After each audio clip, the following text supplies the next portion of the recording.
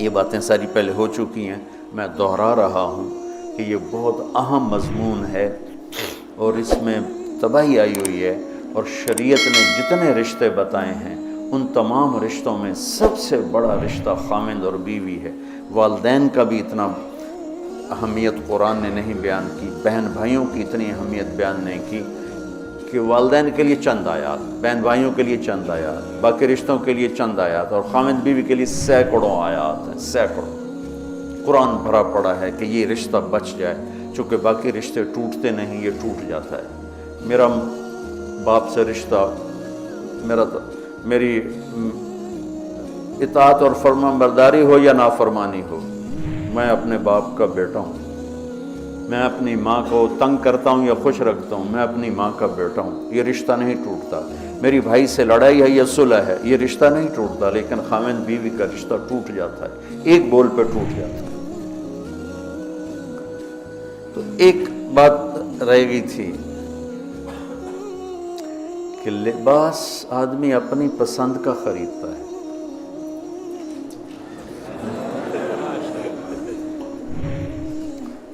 جب چھوٹا بچہ ہوتا ہے پھر تو ماں باپ پہناتے ہیں، جب وہ ہوش میں آ جاتا ہے تو وہ لباس اپنی پسند کا لیتا ہے، ماں کی پسند کا نہیں لیتا، باپ کی پسند کا نہیں لیتا ہے۔ تو لفظ لباس میں اشارہ ہے کہ والدین کو چاہیے کہ شادی میں اپنی بیٹی اور بیٹے کی پسند کا خیال رکھیں۔ یہ لفظ لباس بتا رہا ہے کہ جب ہم چھوٹے تھے ہمیں ماں باپ جو پہناتے تھے ہم پہن لیتے تھے، جب سے ہم نے شعور میں قدم رکھا ہے تو اب ہم اپنا لباس خود ہی خریدتے ہیں، چاہے وہ نیلا ہو، پیلا ہو، کالا ہو، سفید ہو۔ مجھے سفید پسند ہے، زندگی گزر گئی سفید کرتے شلوار میں۔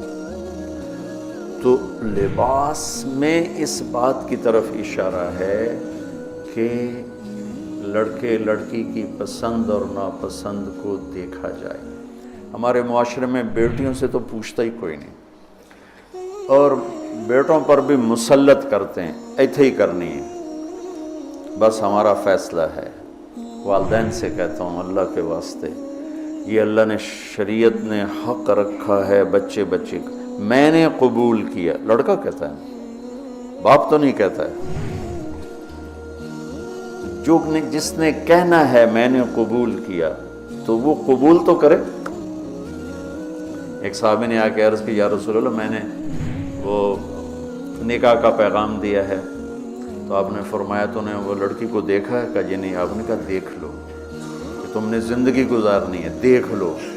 اتنی گنجائش رکھیے کہ لڑکا لڑکی بیٹھیں، آپس میں بیٹھیں، ایک دوسرے کو دیکھ لیں، بات چیت کر لیں، کہ انہوں نے زندگی گزارنی ہے۔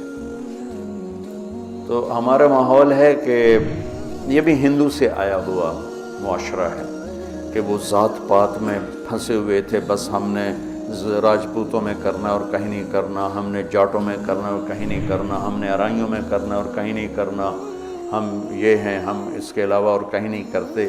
یہ پورے ہمارے ماحول میں ایک چیز رچی ہوئی ہے۔ کتنے بچے میرے پاس آتے ہیں، بچیوں کے فون آتے ہیں، ماں باپ زبردستی شادی کر رہے ہیں، میرا دل نہیں کر رہا لیکن وہ زبردستی کر رہے ہیں۔ تو اگر زبردستی کریں تو پھر مان جاؤ، قربانی دے دو، پھر بغاوت نہ کرو، قربانی دے دو۔ چونکہ ایک اس کے ضد میں انتہا کی بات ہو رہی، وہ ہے کورٹ میرج، کہ بعض بچے بچیاں اتنے باغی ہو جاتے ہیں کہ وہ عدالت میں جا کے اپنا نکاح کر لیتے ہیں۔ میں اس کو ٹھیک نہیں سمجھتا کہ ماں باپ کی دعائیں ہمیشہ کے لیے ختم ہو جائیں گی۔ ماں باپ زیادتی کرنے پر آ گئے ہیں، مان جاؤ اور اللہ سے مانگو، اللہ پاک اس میں آپ کے لیے بہتری کی شکلیں بتائے گا۔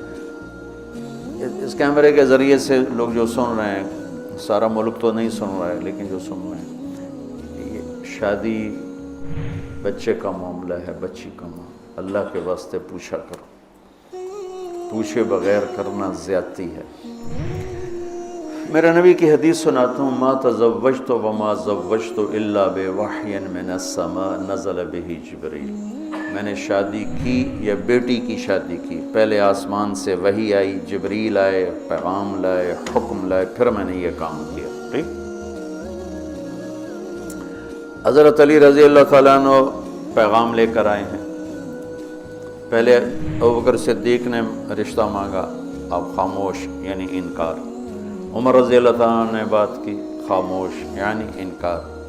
عبد الرحمن بن عوف نے حضرت علی سے کہا تم جاؤ۔ وہ فرمانے لگے میں تو بہت غریب ہوں، میرا تو گھر بھی اپنا نہیں، مجھے دے دیں گے؟ کہاں دے دیں گے، تم جاؤ۔ تو حضرت علی تشریف لائے، را کے بیٹھے تو شرم کی وجہ سے بولا ہی نہ گیا۔ تو آپ نے فرمایا علی کیسے آئے؟ وہ چپ۔ اب آپ کو تو پتہ تھا علی کیسے آئے، آپ تو اندر دیکھ رہے ہیں۔ تو آپ نے فرمایا لگتا ہے تم فاطمہ کے رشتے کے لیے آئے ہوگے؟ کہا جی۔ تو آپ نے کہا انشاءاللہ، اور یہ کہہ کر اٹھ گئے۔ تو حضرت علی باہر تشریف لے گئے، صحابہ کھڑے ہوئے تھے انتظار میں۔ کیا ہوا؟ تو فرمایا انکار ہو گیا۔ کہنے لگے کیسے؟ کا کچھ بولے ہی نہیں۔ تو عبد الرحمن بن عوف کہنے لگے کچھ تو بولے ہوں گے؟ کہ بس انشاءاللہ کہا تھا۔ کہا تو پھر بس مبارک ہو گیا کام۔ تو حضرت علی نے پوچھا وہ کیسے؟ کہ اس لیے کہ نبی کا انشاءاللہ ہاں ہوتا ہے، لہذا تیرا کام ہو گیا۔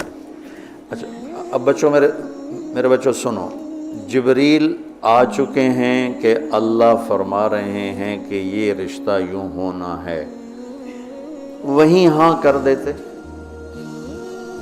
اللہ کے امر کے بعد تو کوئی گنجائش ہی نہیں، وہیں ہاں کر دیتے۔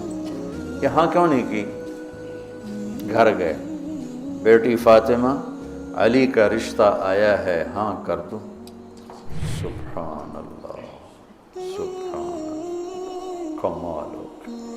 فاطمہ کا رشتہ آیا ہے، علی کا رشتہ آیا ہے، ہاں کر دوں۔ آپ کا کیا خیال ہے حضرت فاطمہ نے انکار کرنا تھا؟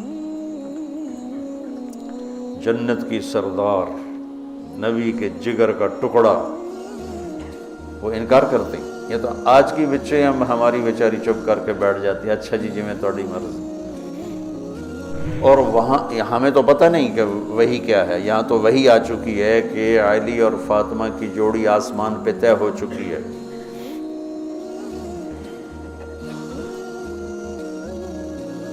حضرت فاطمہ رضی اللہ تعالیٰ عنہ کے اقرار کے بعد آپ باہر تشریف لائے۔ وہیں اقرار کیوں نہیں کیا؟ ہمیں سبق دینا تھا کہ آسمان سے وحی بھی آئی ہو تو بھی بیٹی سے پوچھو۔ سبحان اللہ، سبحان اللہ۔ آپ نے کہا علی بلاؤ لوگوں کو، تو وہ اس وقت مسجد بھر گئی ساری۔ تو آپ نے سامنے بٹھایا اور خود ممبر پہ کھڑے ہوئے اور فرمایا کہ لوگوں میرے پاس جبریل یہ پیغام لے کر آئے ہیں کہ میں اپنی بیٹی فاطمہ کا نکاح علی کے ساتھ کر دوں۔